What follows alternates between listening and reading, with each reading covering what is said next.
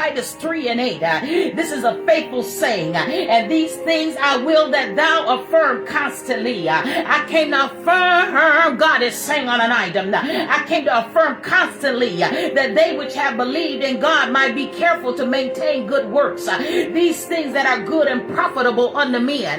Well, it's profitable unto men for me to carry a good work of the prophetic. I'll open up your mouth on an item. God is saying that there are signs in the heavens, signs in the earth, signs above, signs beneath, signs below, and watch me speak.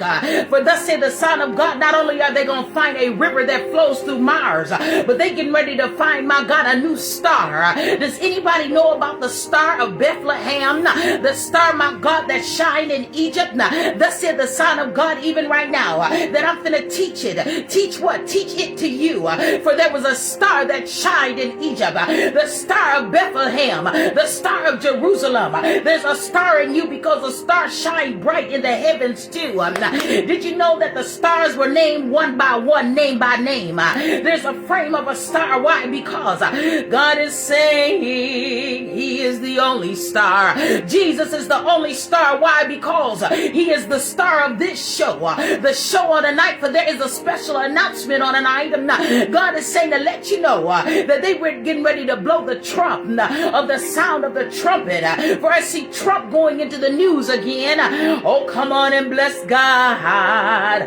Oh, magnify Him. This is sign number 2 in the earth.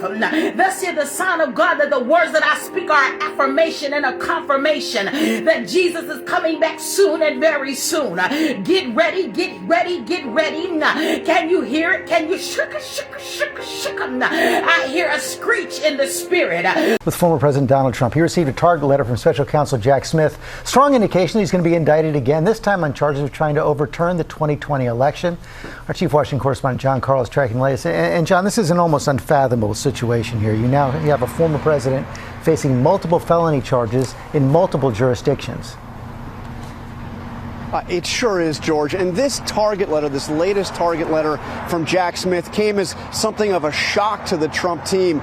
Trump had been told by some of his top advisors and top lawyers that they expected that Smith's January 6th investigation would conclude with a final report, not with an indictment.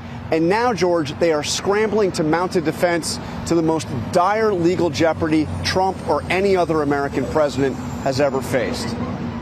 Federal prosecutors are now zeroing in on Donald Trump's attempt to cling to power after he lost the 2020 election. Stop the steal!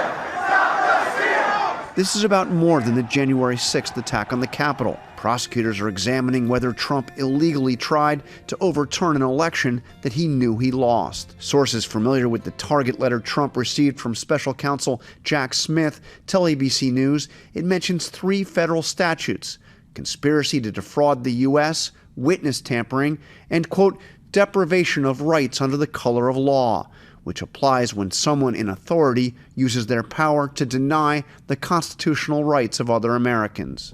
Trump called the letter horrifying news, and overnight he told a cheering crowd in Iowa that it was an attempt to interfere with the upcoming presidential election. They want to try and demean and diminish and frighten people, but they don't frighten us because we're going to make America great again. That's all there is. In recent weeks, Smith and his team have spoken to election officials in several key states where Trump and his allies pressured local officials and allegedly tried to create slates of fake electors. In Michigan, that alleged scheme led to indictments just yesterday. The state's attorney general charged 16 Trump allies for a, quote, organized effort to circumvent the lawfully cast ballots of Michigan voters.